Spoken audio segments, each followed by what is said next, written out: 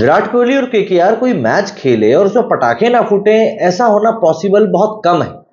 अभी जो विराट कोहली मतलब आरसीबी और केकेआर का मैच हुआ है, उसको लेकर भी हम लोग ये बात बोल सकते हैं। अब आरसीबी की जब बात करते हैं तब बार बार सिर्फ विराट कोहली का नाम इसलिए जुबान पर आ जाता है क्योंकि उस टीम की तरफ से ऐसा लगता है कि खेल ही वो रहे हैं।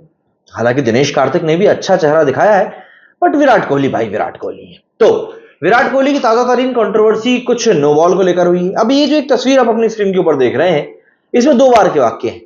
पहला वाक्य है जो टी20 वर्ल्ड कप के समय पाकिस्तान के खिलाफ छक्का मारा था नो बॉल के ऊपर, उसको लेकर है। और दूसरा भी हाल ही में हुए टी20 मैच का है। अब आप इस बॉल को जब देखेंगे तो आपको क्लियर तौर पर दिखाई देगा कि जो अभी आरसीबी के मैच वाली बॉल है वो जरूरत से ज्यादा ऊंची, और उसके बावजूद भी उसको नो बॉल नहीं दिया गया। आउट दे दिया गया किसको? हमारे विराट भैया। जाहिर सी बात है, पटाखे तो इसके बाद फूटे ही थे, और बिल्कुल पटाखे इसके बाद फूटे भी। और पटाखे इतने फूटे कि विराट कोहली के ऊपर ना सिर्फ फाइन लग गया, बल्कि उनकी काफी ज्यादा खिचली भी हो गई। हालांकि अब सोशल मीडिया के ऊपर ग्रुप्स बन चुके हैं। कई लोग हैं जो बोल रहे हैं नहीं, विराट भाई ने सही किया है जो इस तरीके की बात के ऊपर अंपायर से इस तरीके से एंगेजमेंट किया। उन्होंने एंगेजमेंट मतलब वो शादी वाली एंगेजमेंट नहीं करी, जो वाद विवाद में जो एक साथ वो भिड़ जाते हैं ना, वो वाली एंगेजमेंट की मैं बात कर रहा हूं। क्योंकि जो उसकी तस्वीरें निकलकर सामने आई हैं, वो तस्वीरें यकीन मानिए वो काफी ज्यादा मतलब डिस्टर्बिंग तो हम लोग को नहीं कहना चाहिए, बट हाँ ये जरूर दिखाती हैं कि गलियों में जब हम बचपन में लड़ा करते थे कि पहले बैटिंग कौन करेगा या मैं आउट नहीं हूं, तब हम भी कुछ ऐसे दिखते थे।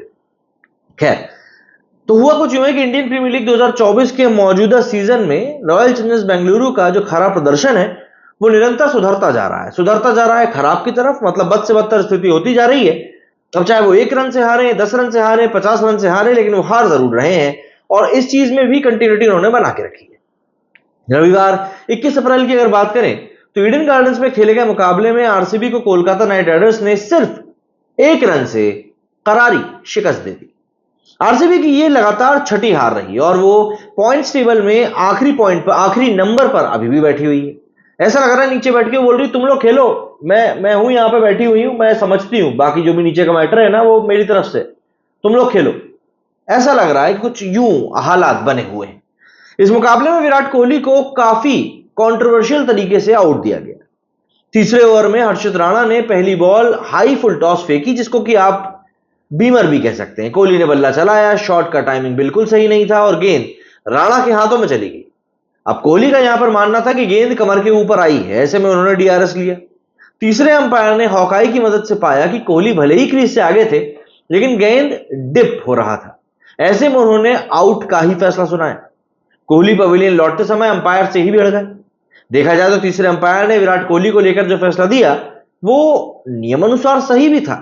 मतलब मेलबोर्न क्रिकेट क्लब एमसीसी का जो नियम 41.7.1 है, इसके मुताबिक कोई भी डाली गई बॉल जो बगैर जमीन पर टप्पा खाए क्रीज में सीधे खड़े बैटर की कमर की ऊंचाई से निकलती है तो इसे अवैध करार दिया जाता है। ऐसे में अंपायर इसे नो बॉल करार देता है। लेकिन कोहली के आउट होने के मामले में वो अपनी क्रीज के बाहर खड़े थे और पॉपिंग क्रीज पर पहुंचते समय गेंद कमर के नीचे डिप हो सकती थी। तीसरे अंपायर ने फैसला लेने के लिए हॉकाई की टेक्निक का इस्तेमाल किया। जिस समय कोहली गेंद के इंपैक्ट में आए उस समय वो क्रीज के बाहर खड़े थे। अगर कोहली पॉपिंग क्रीज में नॉर्मल कंडीशन में खड़े होते तो उनकी कमर की ऊंचाई 1.04 मीटर होती।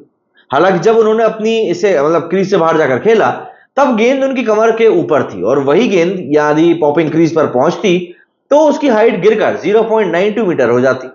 यानी अगर कोहली क्रीज के अंदर होते तो गेंद उनकी कमर की ऊंचाई से नीचे ही होती। उधर टीम इंडिया के पूर्व क्रिकेटर नवजोत सिंह सिद्धू और वसीम जाफर ने नियमों में बदलाव की वकालत करी। सिद्धू ने कहा कि न्याय का मतलब है दूध का दूध और पानी का पानी। मैं विराट के साथ साथ आरसीबी दोनों के लिए काफी ज्यादा परेशान हूं। जब आपने हाइट का फंडा ने लाकर एक नियम बदला है तो क्या आपने यह देखा कि वो अपने पंजों पर 6 इंच ऊपर है, या उनका कद नापते हुए आपने उन्हें 7 इंच की छूट दे दी? ये पहली बात है। सिद्धू ने आगे कहा कि सबसे बड़ी बात यह है कि आपने बीमर को लीगलाइज कर दिया। मेरे जमाने में जब गेंदबाज के हाथ से बॉल छूट गई और कमर के ऊपर आई तो गेंदबाज दोनों हाथ खड़े करके माफी मांगता था, लेकिन कल को कोई स्टेप आउट करके जाएगा और आप गेंद सर पर मारेंगे तो आप माफी नहीं मांगेंगे। क्या आप बीमर को लीगलाइज कर रहे हैं? सबसे बड़ा सवाल है। सिद्धू कहते हैं कि तीसरी चीज यह है कि जब बॉल उनके बल्ले पर लगी है तो वो कमर से करीब 1-1.5 फीट ऊपर और वो क्रीज के 6 इंच बाहर। गेंद 1 फुट जाते जाते 2 फुट डिप कर गई। जब हम लोग कहते हैं ना कि संदेह की बात होती है, जब संदेह होती है तो इसका जो पूरा बेनिफिट ऑफ डाउट है वो जाता है बैट्समैन को। नियम बदलाव के लिए ही नहीं होते हैं, सुधार के लिए भी बनते हैं और इस नियम को लेकर फिर से विचार करना जरूरी है और उसे बदलना भी चाहिए। वहीं जफर ने ESPN क्रिकेट इन्फो से बातचीत में कहा कि नियम का तो ये कहना है कि पॉपिंग क्रीज का मेजर किया जाता है, लेकिन बल्लेबाज थोड़ा आगे बैटिंग करता है, बॉल कहां इंपैक्ट होती है उसे भी ध्यान में रखना चाहिए, क्योंकि कभी कभी विकेट धीमा होता है तो बल्लेबाज आगे खड़ा होता है और कभी कभी आप डेथ में बैटिंग करते हैं तो आप काफी पीछे खड़े होते हैं। मेरे हिसाब से जहां बॉल इंपैक्ट होती है उसका ध्यान रखना चाहिए। मैं अंपायर होता तो उनको नॉट आउट ही देता। अब इस मामले में भारतीय क्रिकेट कंट्रोल बोर्ड कोहली को एक तगड़ी सजा भी दे रहा है। उन पर मैच फीस का 50% का जुर्माना लगा है। दरअसल कोहली को BCCI ने आचार संहिता के उल्लंघन का दोषी माना है और इसी मामले में कार्रवाई करते हुए उनको यह सजा दी गई है। बता दें कि मुकाबले में कोलकाता टीम ने RCB को 223 रनों का टारगेट दिया था। इसके जवाब में बेंगलुरु की टीम ने तेज शुरुआत की। कोहली 7 बॉल पर 18 रन जड़ चुके थे। तभी तीसरे ओवर की पहली बॉल हर्षित राणा ने कमर से ऊपर बीमर के तौर पर डाली, जिस पर कि कोहली ऑन साइड में शॉट मारना चाहते थे, लेकिन बॉल हर्षित के हाथों में चली गई। कमर की नो बॉल को लेकर कोहली ने तुरंत DRS लिया, लेकिन टीवी अंपायर ने हॉकाई सिस्टम का सहारा लिया और देखा कि कोहली क्रीज से आगे बढ़े थे। टीवी अंपायर ने पाया कि गेंद डिप कर रही थी, इसलिए उन्होंने आउट नहीं दिया। इस पर कोहली गुस्सा हो गए और फील्ड अंपायर से जाकर भिड़ गए। कप्तान फाफ डु प्लेसिस ने भी कोहली का साथ दिया और अंपायर से बात की। इन सबके वीडियो सोशल मीडिया पर काफी वायरल हो गए। ड्रेसिंग रूम में जाते समय कोहली ने गुस्से में बैट जमीन पर पटका। इसके बाद डस्टबिन में भी तेजी से मुक्का मारा। यहां कोहली का ग्लव्स भी गिर गया और इसी व्यवहार को BCCI ने गलत माना और कोहली पर यह जुर्माना भी ठोका है। अब इस पूरे फियास्को को लेकर देखिए काफी बातें चल रही हैं। कोहली का गुस्सा, अंपायरिंग गलत हुई और तरह तरह की बातें इस समय हमारे सामने आ रही हैं। लेकिन इन सबके बीच में एक जो बहुत ही इंपॉर्टेंट प्रोमिनेंट चीज निकल कर आ रही है वो ये कि अगर हम लोग टेक्नोलॉजी का यूज कर रहे हैं तो क्या वाकई में हम उसका सही इस्तेमाल कर रहे हैं।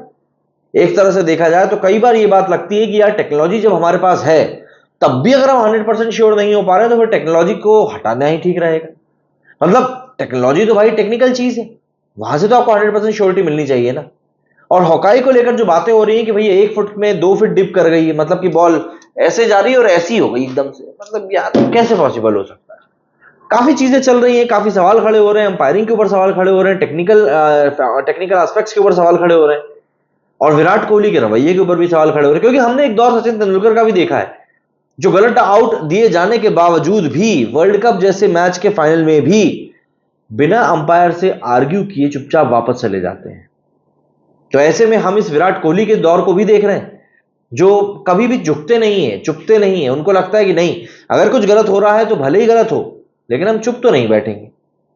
क्या ये मैच RCB 1 रन से हार गई। काफी इंटरेस्टिंग मैच रहा, काफी मजेदार मैच रहा और वही बात हो गई ना कि KKR से RCB का मैच और पटाखे ना फूटे, ऐसा तो हो ही नहीं सकता। अब आप लोग मुझको बताइए भैया कि आप लोगों का इस बारे में क्या कुछ कहना है, क्योंकि ये मामला इस समय काफी ज्यादा गर्म हो रहा है। मेरे से फिलहाल उतना ही। जय हिंद, जय भारत।